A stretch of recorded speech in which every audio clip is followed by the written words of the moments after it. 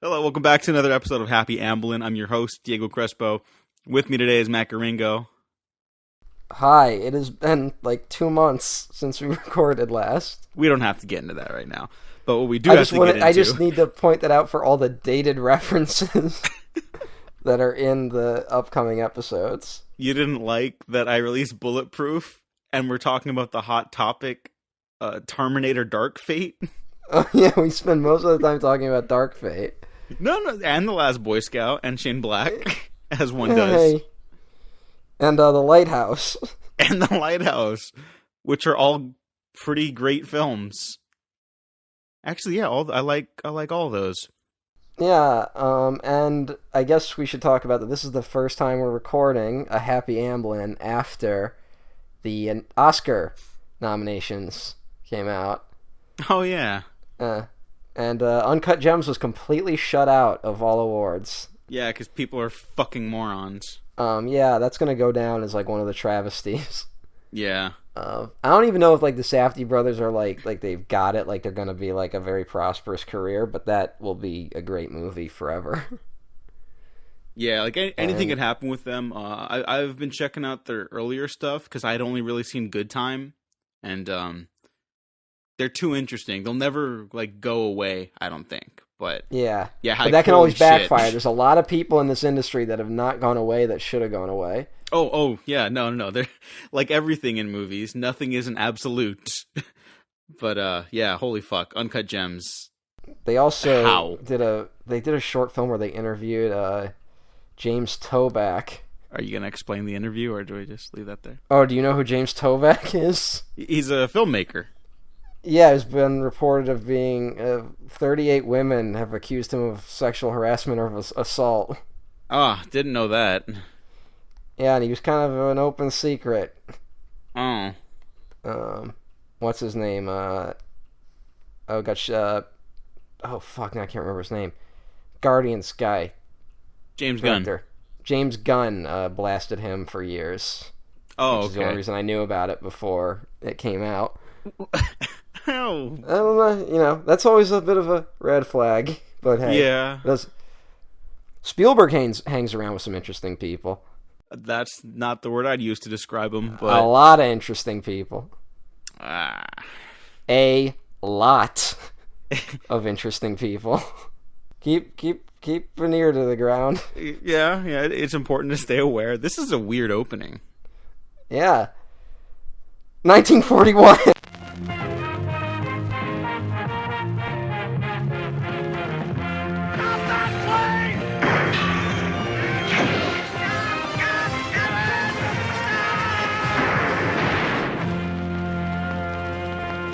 The hit film 1941, which some people call a minor miracle, just because it did not sink Steven Spielberg's career. Yep. I will go on record saying I don't think it's that bad, but boy, it is sure a lot of scenes that don't really work together, and sometimes by themselves. Matt, what are your thoughts on 1941? It's fucking 2 hours long. No, it's even longer than that, isn't it? It's like 220. Let me check. Actually, yeah. No, what is? I had like the extended version because there's a longer TV version. Mm-hmm. And that's the one I watched. That's the one with the Christmas trees, right? Yes, which is the biggest laugh I got in the movie. Yes. We'll talk about that when we get to it. But I also saw that version, and I guess the official time is 1:18. I don't know if that's for. It says here. Version. Theatrical release 1:18, extended version 1:46. Fucking. This movie should be 90 minutes. Yeah, there's no reason for it to be that long. Yeah, so wow. I would say that this is a movie that if you there's like 7 plots going on. And if you maybe took out 1 or 2, it would really work. Yes, I That's agree. All I got. Because it's I won't say that I didn't laugh, because there were definitely some funny moments, but there was a lot of drags in between, and yeah, it just doesn't work. That's really what it comes down to. It doesn't work. I think we're gonna have some stuff to talk about. At least it'll be like fun for a little bit, and then we're gonna like end the episode significantly sooner than the film's runtime. But yeah, it's not like that interesting of a misfire, but it is a complete like misfire. Also, it's interesting in the sense that like Spielberg talks about that. He's kind of down on himself by this movie. He talks about that this was like kind of his egomania got in the way. Mm-hmm. And normally, like, directors aren't great at guessing why their films failed. But that's not inaccurate, frankly. This is just Spielberg burning money. It's so out of control. And it's also, I think it could have, again, I think there's like a good story buried in this. And a very funny movie. It kind of reminded me of Blues Brothers a little bit. And not just because Belushi and Aykroyd are in it. But because it just like keeps spiraling out of control and like keeps escalating, and it's like that could be like I like comedies like that where it just gets crazier and crazier, and it just doesn't really come together here. It's kind of the vibe I wish a lot more comedies had nowadays. Just I also wish it was strung together significantly better. But like yeah, like comedies don't get wild and zany like this, you know. Like I've seen a lot. I looked up a lot of reception and like critical reviews of the film, and a lot of people compare it to like Looney Tunes, and it totally is. Like I totally see it. Just the way the camera moves, like specifically like in the dance sequence later on. Oh yeah, that dance number's pretty nuts actually. And I will say I think that's like a genuinely great sequence. Like the direction of the sequences, I would say is not the problem. It's just like, again, it doesn't come together in any way that's like not exhausting or satisfying. Yeah, there's a bit of an indulgence in this that I think gets in the way sometimes. I normally like when directors indulge, and here it kind of gets a little much at times. Mm-hmm. But yeah, I would say, I mean, it's still Spielberg at like the height of his powers. Yeah. So, there's a quote I have from him in an interview with the Rolling Stone. Do you want me to hold that? It's about Spielberg's own reception to 1941. I guess we should open with it because this is kind of like honestly the only thing people seem to know about this movie is that it's Spielberg's bomb, which it wasn't a financial bomb, but it did kind of get like destroyed by the critics. Yeah, and he doesn't even like address that head on. He just says, and I quote, "I can't correct the overall conceptual disasters in 1941, but I can get little pieces here and there that I think will help speed the pace. If you can't do anything about it, then you're at the mercy of what comics call the death of silence. You expect a laugh, and all there is a hole." And that was Steven Spielberg speaking to Chris Haudenfield in Rolling Stone in 1980. Wow. Yeah. Wow, that's like right after it. Yeah. That's not even like, because like a lot of directors will like shit talk their last movie when they finally have another good hit. Mm-hmm. So like that's like a year before Raiders too. Yeah. And talk about a fucking comeback after that. He has a pretty successful run after. I mean, Steven Spielberg. We all know what the fuck his track record is. Well, in 1979 they didn't know. For now, I'm just saying like this is the era of all the big directors just flaming out. You know, we like this is Friedkin with Wages of Fear. I mean, you have Coppola who does Apocalypse Now and it comes down as a hit, but it was also like a disaster of a production. Mm-hmm. And then his next movie, One from the Heart, was like a huge mess. Got Scorsese with New York, New York.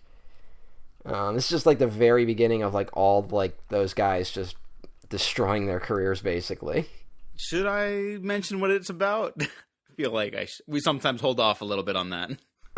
We can give like the very basic setup, which is just that it's just panic around Los Angeles following the Pearl Harbor attacks of 1941. So it's basically just like the end of December, because of course those attacks happened at the beginning of.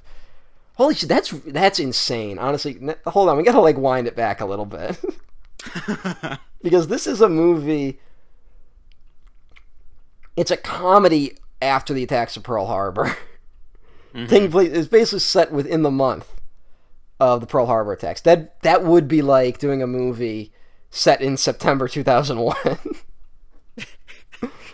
about how terrorists are everywhere. Because it's a Someone's comedy. going to do that one day. I guess maybe I gotta do it, but because one weird thing about this movie is that it's kind of meant to be like, oh, war paranoia, everyone's going nuts, isn't that zany and wild? But it's also like, actually, they're all right, because the Japanese really are trying to attack Pearl Harbor. I mean, they really are trying to attack Hollywood. Well, a couple things. I guess first off, I like that the overall idea of that, just like the mishmash of like tone and like emotions. And Spielberg initially did want to do this as a musical. Oh my god. Which I think would actually make it work a lot better, specifically because he's always wanted to do musical, and the dance sequence is like so far and away my favorite part of the movie. But two, I would also absolutely cut out all the Japanese and attacking Hollywood stuff. Yeah, because this movie could have been the movie funny. Strengthened without. Yeah, that. It would have been a lot funnier if it was just us like shooting at each other the whole movie. Mm-hmm. Like we keep thinking we're under attack, but really it's just us, and that would have probably really helped. But they didn't do that. Yeah. Although shout out to is this the only time they worked together? Toshiro Mifune. Yeah, I believe it's the only time he worked with Spielberg. That's really too bad, because it's a great actor and obviously a great director. I'm sorry. I was checking to see if I don't believe so. I was trying to see if he did like King what's that, Empire of the Sun, but he didn't. Yeah, it again weird. Toshiro Mifune in American comedy film, and he's basically the straight man. I don't think they really give him anything funny to do. Yeah, no. But and he's like, I know this isn't like a shocking take, but that Seven Samurai is one of the best movies ever made. And he's a very goofy character in that, and he just like kills it with like the broadest sense of comedy before he like hits you with like why he's like that, and it's like really tragic. But talk about the cast of this movie. Oh, okay, hang on. Should we run it all down? Because there's like 50 people. I'll go through what I got. They got Dan Aykroyd, Ned Beatty, John Belushi, Murray Hamilton from Jaws, the mayor in Jaws, Christopher Lee, Tim Matheson from Animal House, Toshiro Mifune, Warren fucking Oates, Robert Stack, Nancy Allen, John Candy, Penny Marshall. Like, this could have been like Spielberg's It's a Mad, Mad, Mad, Mad World almost. I'm just like, get all these people together, just and I kind of like that. I think that Spielberg maybe feels like there's no clear story going on in it because there's so many. I like that it's these like 7 just insane storylines that all collide together at once, and I like that it's stacked that way. I just think that... Wait, did you mention Christopher Lee? I did mention Christopher Lee. Okay. I just really loved Christopher Lee. As a Nazi. Yeah. I wonder how he felt about that, because I'm pretty sure he's killed a bunch of them. Oh, yeah. Well, now he gets to kill them metaphorically. I don't know. I don't know. You saying he would have been a fan of Jojo Rabbit? There's a movie that also doesn't work. Oh my god, this is totally Spielberg's Jojo Rabbit. Yeah, it kind of is. Although 1941 was not nominated for Best Original Screenplay. oh yeah. Yeah, and again, I've seen people who are very angry about Jojo Rabbit, and I mean, opinions are opinions, but I think it's a movie that, if tweaked slightly, it could have worked a lot better. And it's not a total failure, just as this movie isn't a total failure. Yeah, that's how I'll put it. Like, Jojo Rabbit, I think, is actually closer to being like a straight up like solid good movie.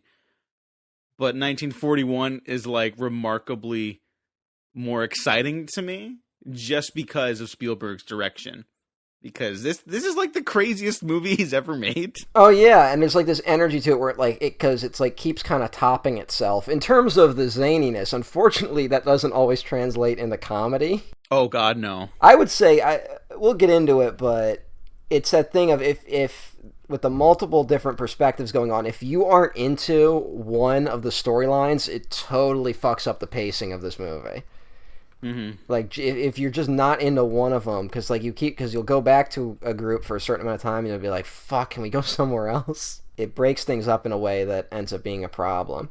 Oh my god, you know what else that kind of reminds me of? Like, because it's such a wide ensemble, and you don't need a main character for a story like this, but you needed a main story or a main character in the story I'm about to reference.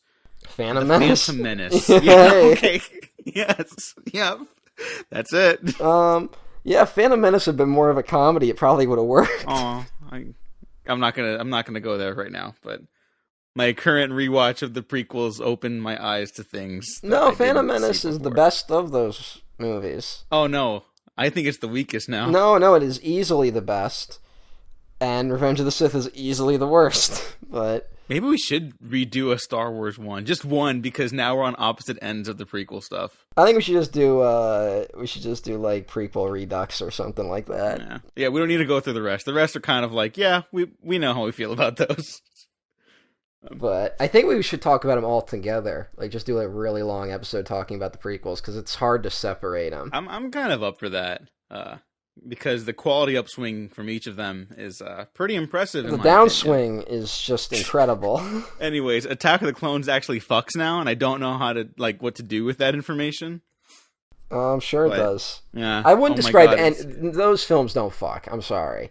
You can say they're good, but they definitely don't fuck.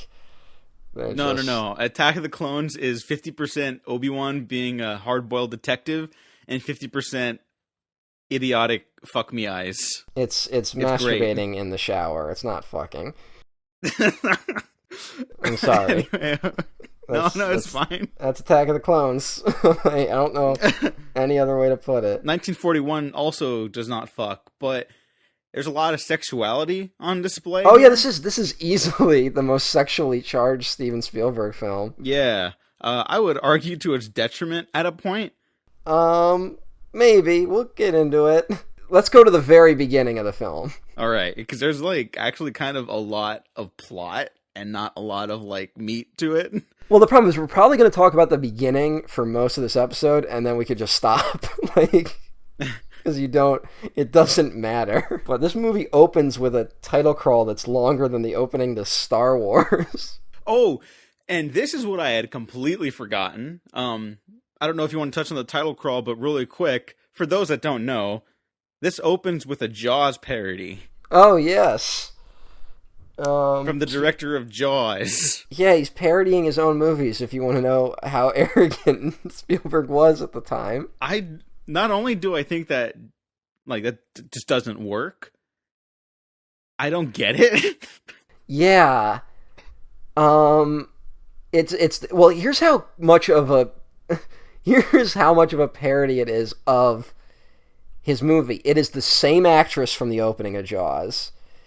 And I don't know if they went and shot in the exact same location or if they just recreated it exactly, because that is the same shots of the actress going into the water naked, and instead of a shark, it's a Japanese submarine. And she also doesn't die, because that would be a very bad way to start a comedy. Yeah. I don't think it's the same one, because they covered it in fog so heavily, and it would be a little weird to just go back to Martha's Vineyard for that one shot, basically, because it is just that one shot, and then she's in the water, and you can shoot that wherever, right? Also, she's a member of the Polar Bear Club in the opening, which is another just odd, that's where it starts off oh, is that a joke? Movie's got a lot of moments like that. According to Spielberg, that he said when he first screened it that he got the biggest laugh he had gotten in his entire career with this opening scene. Oh, wow. So his friends are liars. Well, then he said that he got this huge laugh and then no one laughed for the rest of the screening. Oh. So maybe Jaws parodies were just unique at the time. I guess, but SNL started when? 75. 75. Okay, so literally the year Jaws came out. Yeah. So they had to have done a lot of Jaws shit. Well, you ever see Land Shark? Okay, so it's not that But have you ever... Hold on, I'm not letting that slide. Have you seen the land shark skit? I have not seen the land shark skit. Oh god, you gotta check it out. Okay. It's just it's the dumbest premise. Cut this because it's just me explaining a joke. Okay. But it's just like someone will be sitting at home and they'll get a knock at the door and they'll be like, it's fucking Chevy Chase. It's just his voice and he's like, I'm here for Mrs. Like he just mumbles. The dumbest setup. And I'll be like, oh, it's a plumber. And it's like, I didn't call a plumber. It's like a candygram. You're like, are you that land shark everyone's talking about? And he's like, oh, no, it's not. And then they're like, oh, all right. And then they open the door and a shark attacks them. It's the whole shit. It's the dumbest setup ever. And they play the Jaws music, of course. So. Oh, naturally. But yeah, well, Airplane is a year after this, which Airplane kind of has some. I think this movie kind of has a foot in the door of what Airplane was trying to do with like the zaniness, but Airplane, of course, goes to like absurdist levels. Mm-hmm. And I think that would have been a mistake to go here, but every now and then there's like a really absurd joke, and it just doesn't work. Well, you know what actually got me? It's not like surreal or anything like that. It just feels surreal because of the direction. When the tank strolls through the house. Oh yeah, no, that's very funny. Yeah, like the movie can't sustain that properly, but like that's fucking hilarious. Like I was dying, and then I was like, "Oh yeah, I'm here." Whoops. Not only does Spielberg has talked about that he thought it was like the movie was too noisy and too much stuff blew up, and I actually think that might be the stuff that works the best. Oh yeah, completely. When it goes big. Although I will say this opening of the submarine, not funny. Like, no, it just sucks. It's just kind of like, oh, it's the Japanese, and they see a naked lady, and the one guy gets like excited. It's very sophomoric, I guess. Like it's juvenile, even. Yeah. But then there's like some brilliant shit, which like. I'm sorry I'm like jumping to the later stuff that I like more because I like a lot of stuff towards the end. But like then there's that shit with Treat Williams standing in front of the American flag as it's like flashing on the dance floor and the two waves of people separate and show him while he's like getting ready to punch someone. And I'm just like, holy fuck, that's a great image, like representing like Spielberg kind of feels about like authority and shit, and it's in the middle of this like ludicrous failed comedy. We're gonna talk about how Spielberg feels about things because I don't know if it all adds up in this movie. No, I don't think so either. But like that moment like really stuck with me this time. I was like, holy fuck. Yeah, there's some great. It's still Spielberg, so. Yeah. And then we go from that. So we find out that the Japanese. Led by Toshiro Mifune, with a Nazi general on board the submarine, which I don't know why. It's just good. They got to have the Nazis in there. And they're trying to find Hollywood, because that's their next target. I believe they're talking about honor a lot in this movie, which is always a little... but... Yeah. Then we cut to this diner. And I want to say... that as much as I like the dance number in this movie, I think this storyline might be my least favorite of the storylines. Man, the Japanese stuff I just want to take out, but... Well, yeah, I get that, but I'll get into some stuff I like about it later. Uh-huh. Yeah, I don't like this dancing kid. I don't like that he's in this weird love triangle with his girlfriend and the soldier. You're not wrong. Somehow, but yeah, it because every time it keeps coming back to that, like it just all feels very forced. And also, when in that same scene, in this diner scene, you've got Dan Aykroyd and John Candy, and you want the camera on them instead of this kid who I don't even know if this kid went anywhere. I don't know. I'm actually let me check. What's the kid's name? Like I don't even remember or something. They call him that, I think. Oh, he was in National Lampoon's Movie Madness. Oh, all right. The Ghoulies Part 4, Maniac Cop 3, Badge of Silence, The A-Team, The Equalizer. Hey now. The TV shows, by the way, not the movie adaptations. Yeah.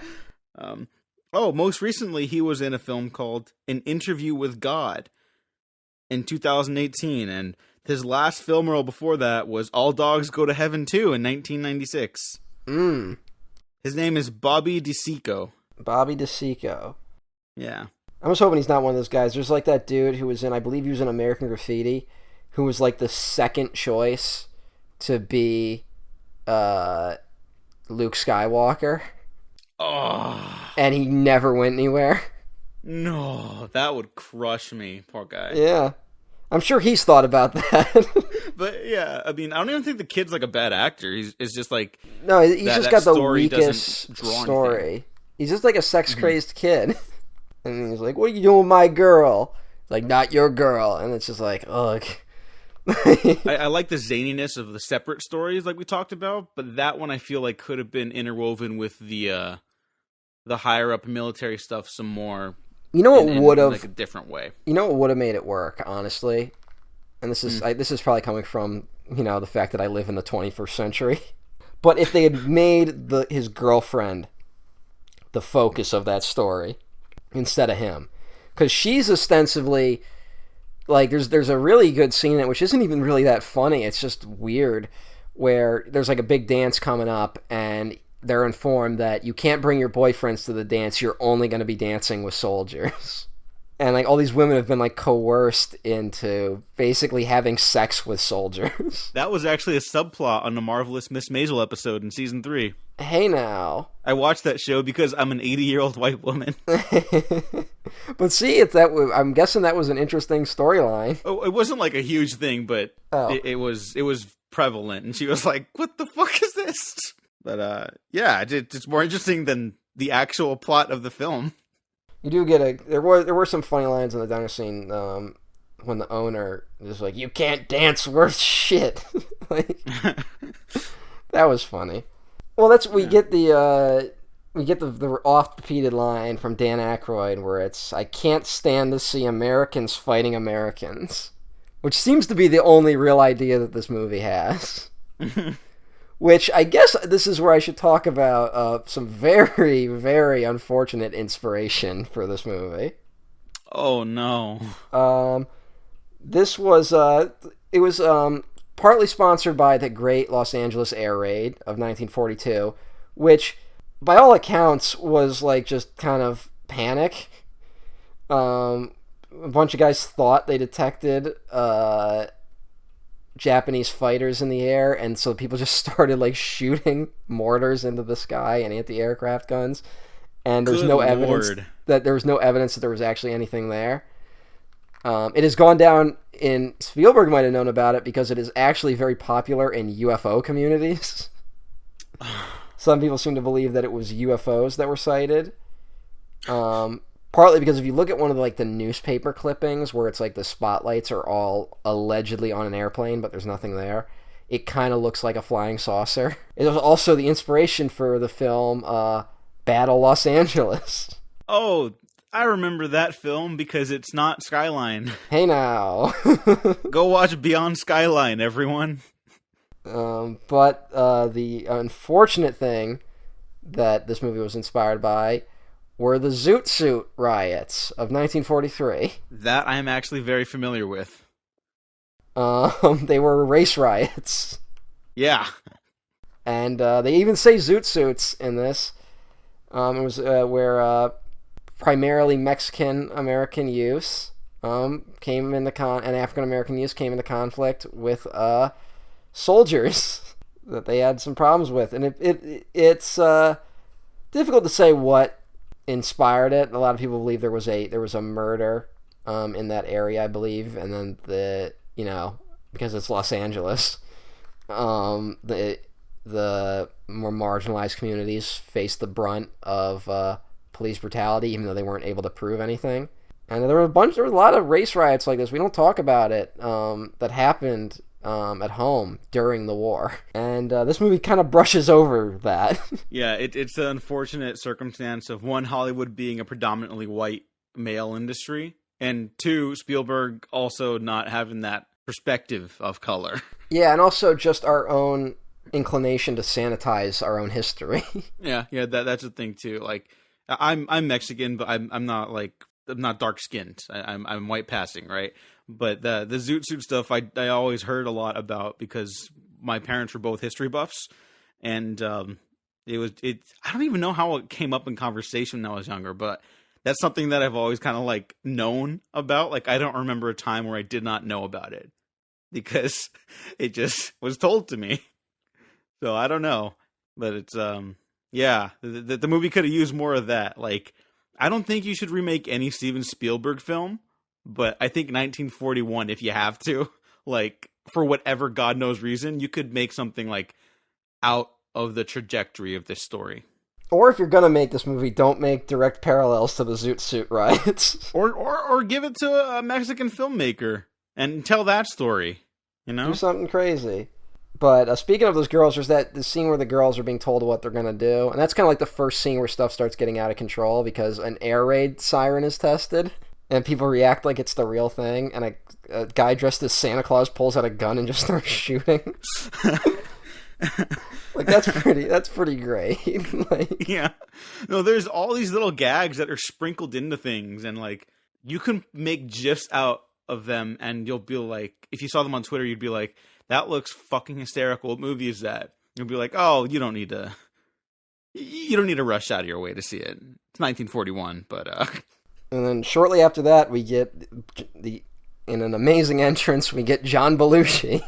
Well, crazy. I mean, this is at the height of SNL too. Like, this is right after the first 5 years of SNL officially end, before the unfortunate 1980 year, where they fired everyone except Eddie Murphy and Joe Piscopo. I really like Belushi in this, just because he's out of his mind. He plays a guy named Wild Bill. He immediately shows up and blows up a gas station on accident. I mean, he lands a fucking fighter plane at a gas station in the middle of nowhere. Not just any gas station. Is that supposed to be the gas station from Duel? It is the exact gas station from Duel, and I believe the gas station attendee is the same one from Duel. Yeah, I believe that woman. I recognize. My snakes! Yeah, they should have found a way to work them in. But that would have been great. And that guy in the gas station was that dude from Rosemary's Baby and like The Killing. I don't remember that actor's name, but I didn't know.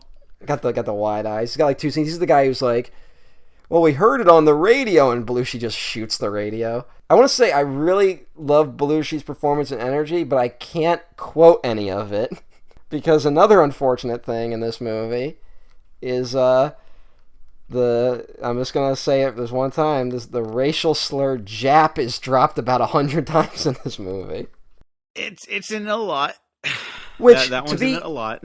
To be unreasonably fair, you can't make a movie in this era without, like, that's just what people are gonna sound like. Which is a good argument to maybe just not make this movie. Yeah. I mean, yeah. It's again, but it also would maybe work if there weren't really Japanese trying to attack Hollywood out there in the movie. I mean, yeah. That would honestly just take that out, and it just becomes even fucking funnier, and then becomes, again, hindsight and all that. Although I'm pretty sure people were aware of the racism at the time. There's always someone, but I don't think this was a big enough hit for people to muster that much of a fuss about. Yeah, probably a bad call just from the get-go. Like Spielberg said, you can't fix those like foundational problems at a certain point, which is not absolving anyone. But just for the record, I also love Jim Belushi in this. John Belushi. John Belushi. Jesus Christ. Wrong one. I know. No, he has my favorite bits in the film outside of the dance number. Oh yeah, he's hysterical. There's a scene in it when he's just flying the jet and he like cracks open a bottle like and just drinks it, and then he finds like a little stall and he just starts singing "The Stars at Night Are Big and Bright, Deep in the Heart of Texas," like for no reason. Well, he doesn't just open a bottle. Yeah, he cracks it open. He's like Yeah, he's like bottle opener. And he smashes it against the window, drinks it like a cartoon with even cartoon sound effects, like, and then drops it into like, I think that's like the Mojave Desert. Yeah. And then you just hear, like, how would you hear? What is that? It's cartoon logic, and it totally works with him. And he tried to fill up the plane at a gas station, Yeah, which he then proceeds to blow up. And we should mention he thinks he's tracking Japanese Zeros, and they're just not there. There's no planes. We don't know, which I gotta be honest, this is actually really good because we don't see a scene of him where like he thinks he's like, there's never an attempt to justify what he's doing. He just suddenly shows up in a plane and it's like, yep, that's what he's doing. You know, every once in a while, a film, a television show, any story introduces a character, and you know from the get-go that it's like love at first sight. Like, this is one of your favorite characters ever. That's me with John Belushi in 1941. Belushi has had that like 3 times at least in his career, you know? Because it's like, he shows up in Animal House and he just pisses on their shoes. He's drinking a beer while he's pissing in Animal House. And then in Blues Brothers when he gets out of the prison, I mean, yeah, Belushi could have had, like, that's a shame. He really could have had like a genuinely great acting career, and unfortunately passed away. And we're doing this with Adam Sandler, who was just everyone seems to be in agreement that he was robbed for an Oscar nomination this year. And like, it was like a serious, like, it's a straight up crime when not just like film Twitter are like, oh yeah, Oscar for Sandman, but when critics, like, I keep bringing him up on this podcast, but like Mark Kermode was like, he will be nominated for an Oscar in his review of Uncut Gems. Yeah. And then he wasn't, and everyone was like, no. You want to try that again? I turned off like tailored trending on Twitter, so I get what people are. I'm trying to see what's actually being talked about more these days. That's probably for the best, yeah. And yeah, that one was actually like the top story for a bit, which is crazy. And I mean, I woke up the morning of, and I saw that Adam Sandler was trending, and I was like, holy shit, he must have gotten it. And I was like, oh, fuck. Well, Sandler said that if he doesn't get the Oscar for Uncut Gems, he's going to intentionally make the worst movie we've ever seen. Well, and so we have a reckoning. Buckle up, folks. Happy ambling. I'm fucking ready. Yep. We started this for a reason. Either to see Sandman get the Oscar or make the worst movie ever made. Fucking burn in hell, Academy. Get what you deserve. But Adam Sandler is not in 1941. But oddly enough, I think his energy would have fit. Oh, totally would have fit. He's a guy, but he had to be... I don't know if he could have played any of the characters in the movie. They would have had to have created an original character for it. Oh, yeah. Like the Bear Jew in Inglourious Bastards. Exactly.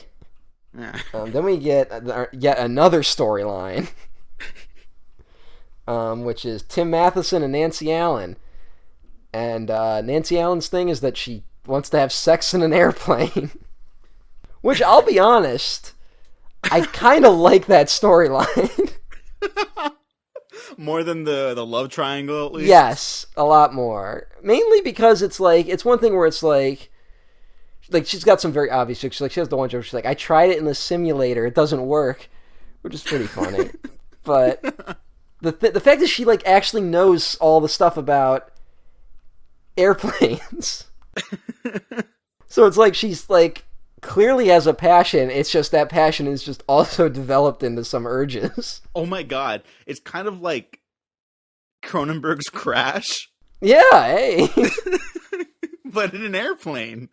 That scene though, this introduction, there's some funny dialogue, but then once they actually try to have sex in the airplane, you get some very, very bad sex puns. Where it's like, open the cockpit and stuff like that. And of course this all ends in them accidentally dropping a bomb. Which isn't the most well-timed joke in the movie, but whatever. Really, no well-timed joke in the film. Even the stuff I like, it almost feels more accidental. Yeah, it does. Like, Spielberg doesn't do comedy like anything with John Belushi ever again in his career. And I'm sure part of that, like, just not even attempting to try to recapture that is, like, out of, like, hesitation because of the response this film got. But also just, like, I don't think he meant to go all the way in certain areas. Yeah, well, I think it's important to remember that fucking, like, the Indiana Jones films are funny as shit. Like, oh yeah, they're fucking great. Like, everyone has that perception, and I think we talked about that a little bit with Han Solo, even in the Star Wars retrospectives, where everyone has that perception of, like, oh, he's suave and handsome, he's like a perfect action hero. But Harrison Ford was great in those roles because he's just constantly, he's a slapstick character. yeah, he's a doofus as Han Solo. Yeah, he's an idiot. Like, he knows what to do, like, in certain situations, like in firefights and stuff like that, or like the ship battles, which are great, of course. But, like, he's a moron. And that's why he's great. He's just like a dude with a heart of gold, but he's just an idiot. Everyone is just an idiot. And we'll get into why Indiana Jones really works in our next Spielberg-centric episode. Oh, yeah. But I will say the comedy in this that always seems to work the best is either when it's, like, ludicrously huge, or when it's, like, just shots where they will have, like, the camera on Belushi and they just kind of let Belushi do his thing. But anything that, like, requires timing on the camera's part, not on the actor's part, but on the camera's part, all of that comedy seems to fall flat, which is kind of incredible considering how Spielberg is known for, like, being a very tight director. Yeah, the actual, like, telling of, like, the straight emotion or the drama of the scene minus the comedy, again, I think it's actually really well handled. And not to just immediately jump back to the dance scene, but I will. Like, watch how that one couple initially leaves the dance floor, and it's, like, very stern, kind of far away. You get the sense that it's, like, a bad situation. And then immediately when that kid jumps back in, the camera just swooshes right behind them, and you get caught up in their energy instead. And it's telling you so much information in the span of, like, 10 seconds. And that's really quality filmmaking right there. That's really hard to do. And then that just doesn't translate to the actual, like, beats of, like, the ha-has and the hoo-hoos. I think the movie just feels, like, too beholden to be, like, a laugh-a-minute comedy. It's that thing, I think Spielberg talks about, like, where he talked about, what was it, like, the Death of Silence or whatever? Yeah. And it's that thing where it's not even that no one's laughing, it's just that you're supposed to laugh and you don't laugh. Like, that always hurts a comedy. When there's a joke on the screen and you're like, you can feel that it's the energy of a joke, but it's not funny. Mm-hmm. Whereas I feel like if they had just had more stretches of this movie, maybe where they didn't feel the need to be funny, and the audience could have at least understood that, when the comedy does happen, it would have worked more. I always think of, this is an odd comparison, but I think of Dr. Strangelove, which is yeah. Which is a war comedy, and that's a very much more serious satire. But it's also a movie that doesn't have a joke in it for, like, the first 20 minutes. Like, up until then, it's a very straight, like, hey, there's a nuclear war happening. And we just kind of watch those characters just do their thing for a little bit. There's, like, one joke where, what's his name? Peter Sellers as Muffley is like, no, he's not Muffley in that scene, is he? I don't know. As the British soldier, he's like, we're in a shooting war, and it's like, oh hell, are the Russians involved? Like, yeah, fucking who else would it be? But that's the only joke in, like, the first 20 minutes of that movie, and then it becomes a fucking ludicrous comedy. Whereas here, it's like, it feels like, hey, if something's not happening, people are going to get bored, and that's not a great way to make comedy. No, and now that's how so many of them are made. Oh, yeah. That's how... Well, I mean, now that's how our fucking regular movies are made. Yeah. If you watch those fucking Marvel movies. And then you just know that, like, if Dr. Strangelove came out today, they'd be like, yeah, the first 20 minutes were really good, but then they started making it a comedy. Yeah, you couldn't have. Yeah, you can't do those like jumps and tones anymore. And like, this is. Please don't yell at me. I I'm do gonna. not think these directors are even comparable in terms be of fucking quality. be pretty fucking careful with what you're about to say. Taika Waititi is not Stanley Kubrick. I do not think they're in the same league or ballpark. I'm not gonna shit on Taika Waititi. I mean, yeah, no. I'm a huge fan, but I think his handling of tone is part of the reason why so many people are drawn to his films. Because I think even when they don't recognize it, we like movies that are more than just one thing. And something like Hunt for the Wilder People, like, is seamless in how it transitions from like a family adventure to like a really like a straight up like tragic moment, and then back to the comedy, to a little whimsical adventure, back to reality. And it's just that's a great film. That's my favorite of his this decade. And that's an incredible talent that I think more people miss than they realize. Yes. With these bigger films. And 1941 could have also have done that with a defter touch, I think. Exactly. We're still not finished introducing storylines. Oh, yeah. I guess we should finish that and then jump to the end. Yes. Ned Beatty and his family. The Douglases? Is that who they are? I don't fucking know. No. I'm actually going to look this up. They're like a war-crazed family. The kids are like all out of control.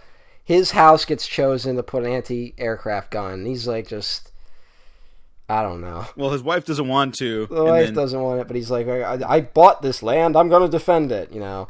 Yeah. Again, like, that's very funny if there wasn't the real threat of the Japanese in the film. I mean, you know what, to be fair, actually, it can still work. Like, you can still say that, like, hey, there might even be a real threat, but that doesn't mean these people aren't crazy. Yeah. And we should mention that the wife is Lorraine Gary, who was the wife in Jaws. Mm-hmm. This is like one of the other only few films she made. Aww. Hey, because this was a Universal film too, huh? Yeah. No, this is when he was like jumping back and forth between, like, he would do like a Universal, and then he would do another studio, and then he'd go back to Universal, and then do another studio, and then he'd go back to Universal. Like, he did that for about a decade, so... Yeah, she's good. Although this movie... I have no harsh feelings. We should say Dan Aykroyd and John Candy are the ones who are setting up this gun. They're just kind of soldiers. They really don't have a story. They're just kind of like the soldiers walking through all the different stories. Mm-hmm. They eventually get a tank. And they're just like driving it around.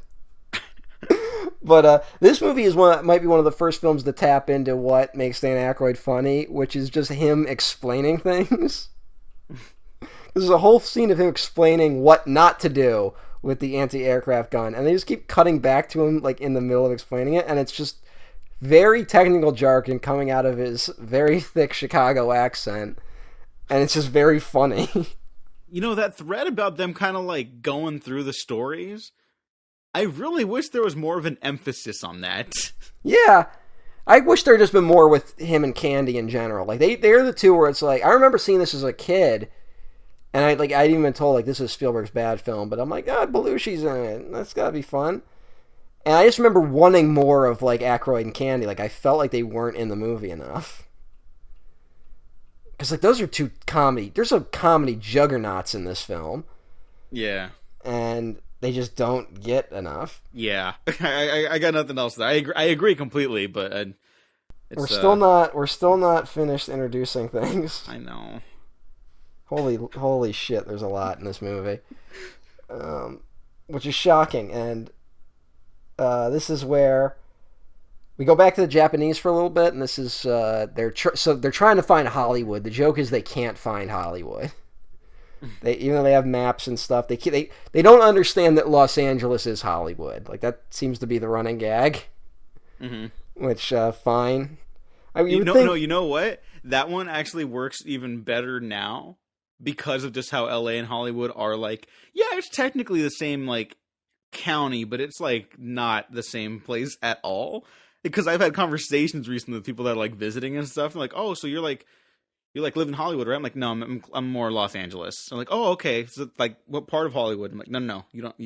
That's not. Well, yeah, and fucking Hollywood is. I mean, Los Angeles County is like 6 cities. No, it honest to God might feel like fucking 10 at least. Yeah, well, I mean, like when I say 6 more. cities, I mean like, and they're all on the scale of New York City. It's like cities with sub-cities. Exactly. It's nuts. You people are insane.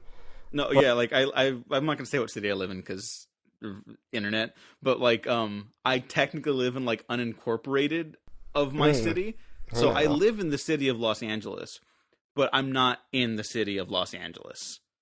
So it's so fucking stupid. Wow.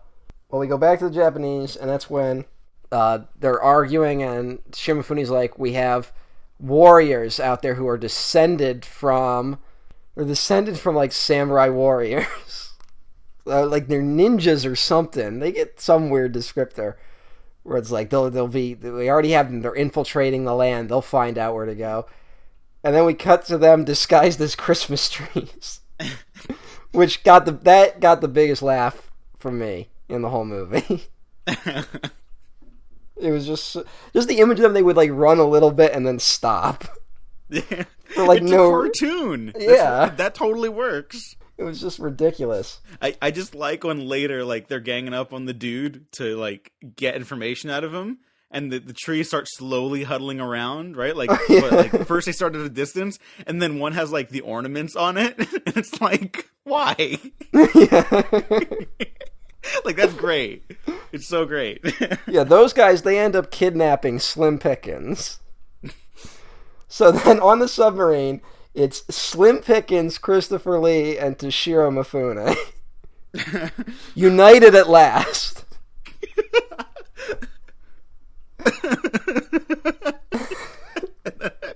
No, you know what? That's a good scene too, though. No, that's honestly, there's something brilliant about putting those 3 personalities together. Because he's like such an idiot, and he's like, I ain't telling you nothing. Like searching him. You trying to get one up on me? Yeah, and he's like, oh, you're looking for Hollywood? Sure, wait a second. Also, his name is Hollis P. Wood. So that becomes a whole thing. And it's just like, I don't know, there's something kind of funny about, it's like, here's the American, here's the German, here's the Japanese. Like, and the American is the idiot one. Yeah. And he has a box of Cracker Jacks that had a compass in it that they were going to use to find LA, and he swallows it. And we get an extended sequence of Slim Pickens pretending to take a huge shit. Like, what? Well, once they brought out the prune juice, oh yeah, I started laughing. Just I've been talking shit about how the comedy like is intended in this film, and like how it's not really working. That was gold. That was great. There's another really good one where he swallows it and he's like, you ain't getting nothing out of me, I'll never talk. And then a knife just comes in the frame and he's like, now hold on there.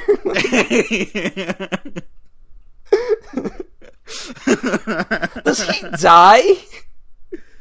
Oh, I guess he does, huh? Like, because we never see him again. He gets out of the submarine and he's like, wait a minute, I'm in the middle of the ocean. And then they just leave him.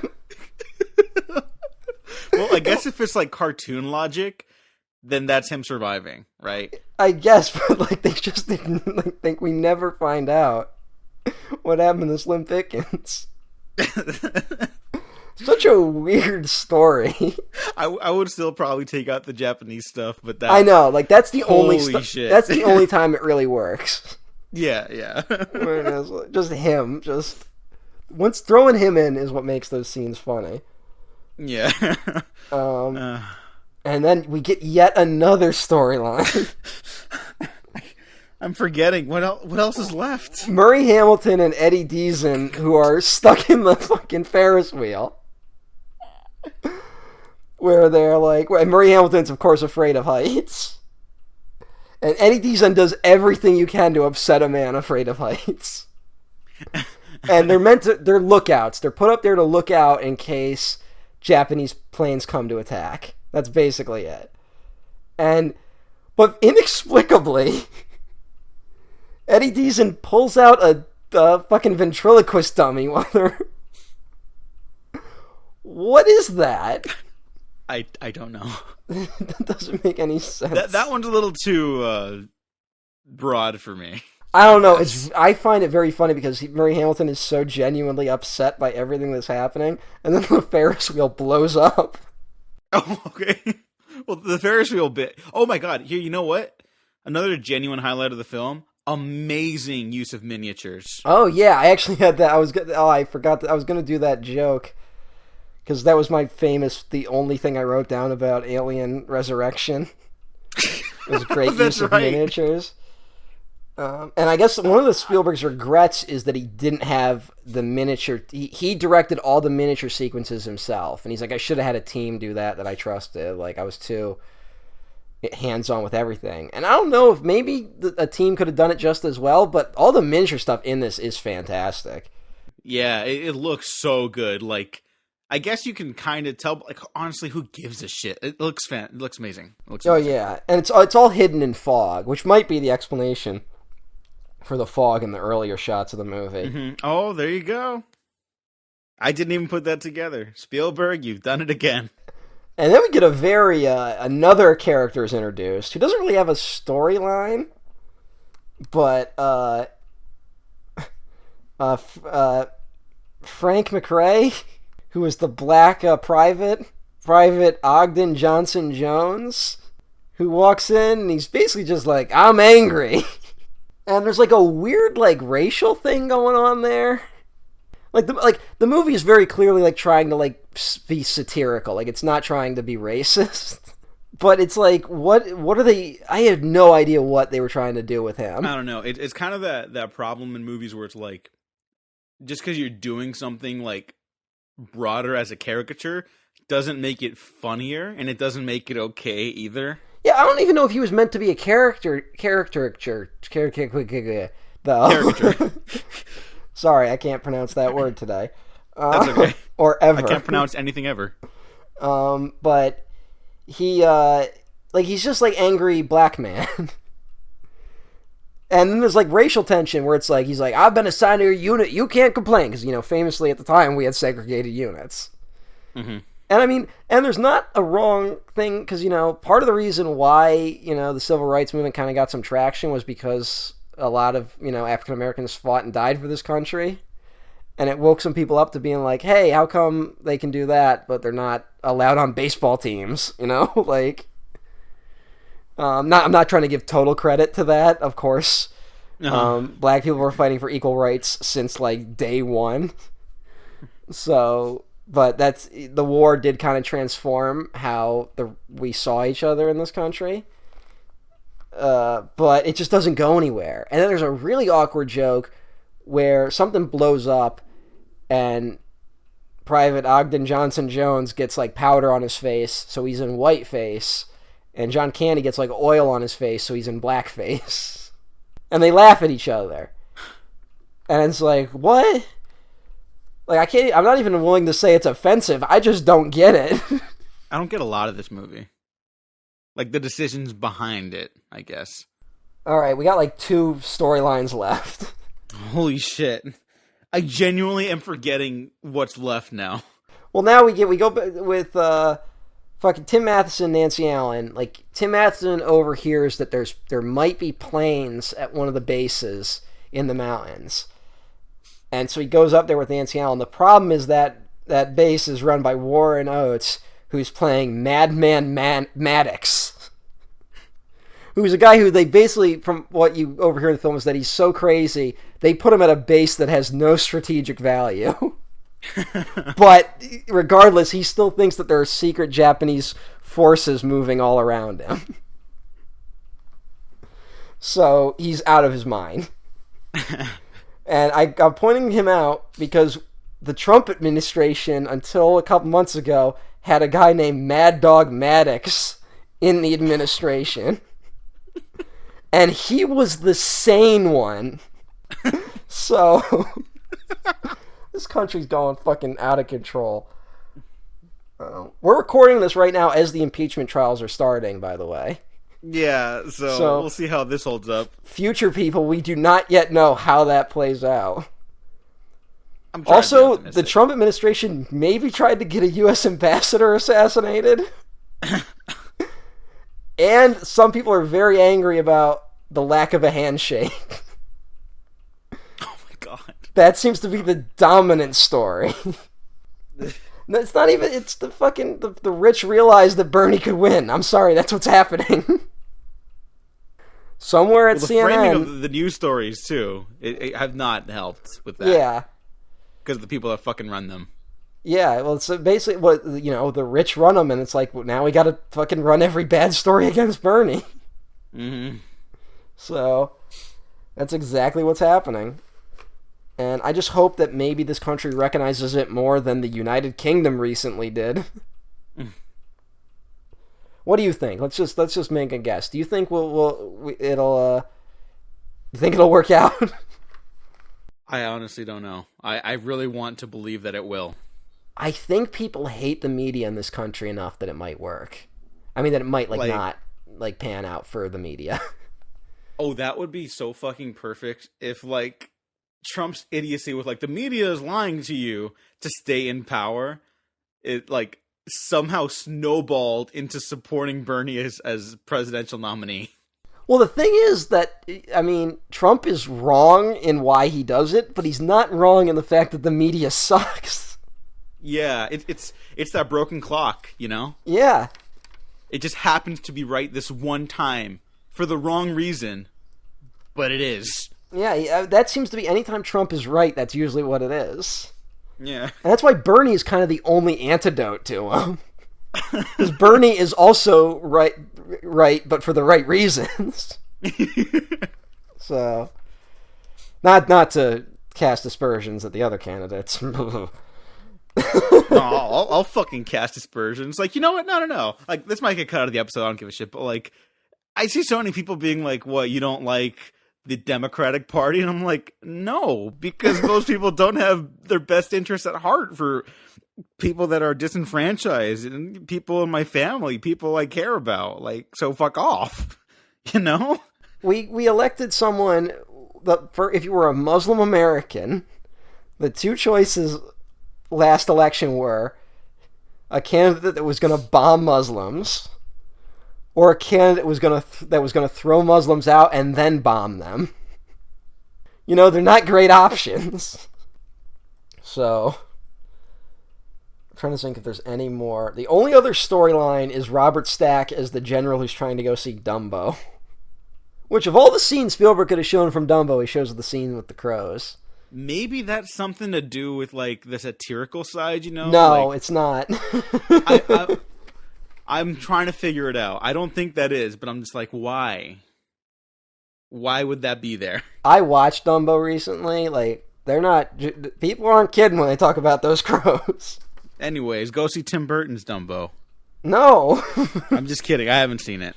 I'll probably not watch it anytime soon. Anyway, all these stories collide and then the movie ends. That's really what happens. Basically, and the dance number's terrific. The dance number happens in it. There's a fight at the dance. Nancy Allen and Tim Aston trying to have sex in the plane ends up looking like a Japanese attack. People can't tell. Belushi comes in. They also think he's the enemy. Everyone starts shooting at each other, and then they actually destroy the submarine at some point. Ned Beatty's entire house collapses into the ocean. The Ferris wheel blows up, and Belushi crashes his plane, and then he's been talking tough the whole movie, and then at the first sight of blood, he faints. And those are the other jokes in the movie, and then it ends. No, he starts physically attacking the submarine once he lands on it. Which was actually pretty great. Everything with Belushi in this is gold to me. Yeah, Belushi is really... You should also look up the trailer for this movie is just him talking to the camera. Oh my god. I didn't watch it before this, so... It was shot by John Milius. Wow. Is he in character? Yes, it's a very good trailer. The year is 1941. The place, a deserted airstrip, where a message is about to be delivered to the people of the United States by the one man capable of igniting fire in the heart of the American bosom.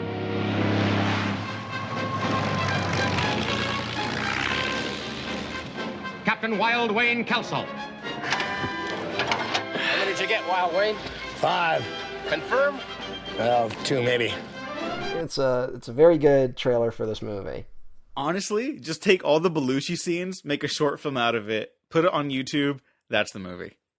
Yeah, I honestly think maybe you could edit this to a 90-minute movie that would work. Like, even with the material that's here. Maybe. It would be much better. Because honestly, it's too fucking long. Yeah, I think you if it was 90 minutes, you'd get to the end and be like, that wasn't so bad. Yeah. But I'm just saying, like, even just the Belushi scenes, because his stuff just, like, it contains, like, a momentum of zaniness that keeps escalating in fun ways. So by the end, when all the other shit's happening, you keep all that other shit in the movie, but it just goes with it. Like, it still flows because it'll still be just crazy John Belushi. You know, it really is surrounded kind by of a zanier movie. events. It is kind of a movie that is just setting up pins for John Belushi to knock over. There you go. But yeah, it's a very okay movie, honestly. It just there's no fucking reason for this movie to be 2.5 hours long. Yeah. That was the moment when I realized, when I wrote down right after Slim Pickens got kidnapped, was when I checked how far into it I was, and that's when I was like, oh my god, this is a fucking long movie. Yeah. That's what makes it feel like one of the worst movies ever made. It is absolutely not. Yeah, not even close. Yeah. It might. I'm not gonna say yet. It might not even be Spielberg's worst. As of right now, as of where we are in the retrospective, hands down, yes. Well, yeah, but at this point, he's done like 5 movies. Yeah, but you know, if we have to tally it up, I don't want to like spend too much time talking about that. But like, and it totally is the worst one we've talked about for him. It's just, it's also a significant drop off. Like, it's not even like just the lesser one. Like, it just is the worst. Yeah. And, but compared to the Sandler side of things... Oh, yeah. This is about on par. Sure. 1941. That's the movie. You know what this movie really needed? John Williams. No. John Williams did do the score. Oh, well, then more. It needed an exclamation point in the title. 1941. Oh, like Shazam. Like Airplane and Top Secret. Like... Oh, yeah. I think that would have worked here. Mm-hmm. Thanks for joining me, Matt. This was the shortest Steven Spielberg retrospective so far. Is it? And also, maybe the one that was the most difficult to like find things to talk about, oddly enough. Or you know what? No, Night Gallery. Never mind. Night Gallery had nothing, but here it was just like... It's really is that thing where it's like, after a while, there's like... It's honestly great that this movie is so front-loaded with storylines, because we could at least talk about that and then just stop. And just, honestly, the John Belushi scenes, watch all those, watch the Christmas tree scene, and then watch the dance number, because I'm pretty sure this like just fully uploaded to YouTube. Like, it's so good. It's one of the best sequences of Spielberg's career. Like, as an isolated sequence, I think it's really terrific. And it makes me more excited for West Side Story, honestly. According to Jack Nicholson, director Stanley Kubrick allegedly told Spielberg that 1941 was great but not funny. Sure. I believe that, actually. Hey. Matt, where can the people find you? I'm an EmperorOTN1 at twitter.com. Why is it still the one? I don't ask. Oh, okay. You motherfucker. The amount of shit I'm dealing with right now. I don't have time to fix the fucking one on the thing.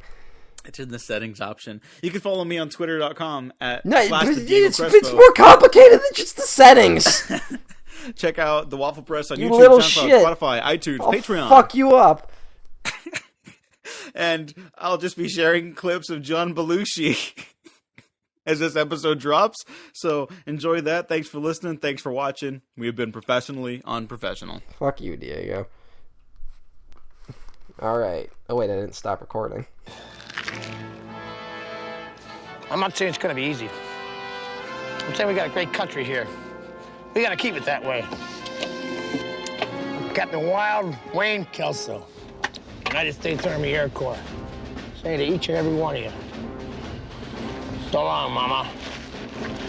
I'm off to Yokohama. Ah!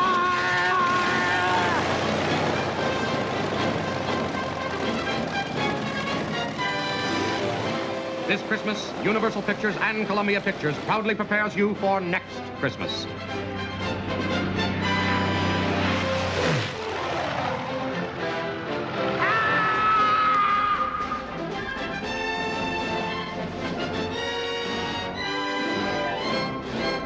Steven Spielberg presents 1941, the night the rising sun fell on Hollywood.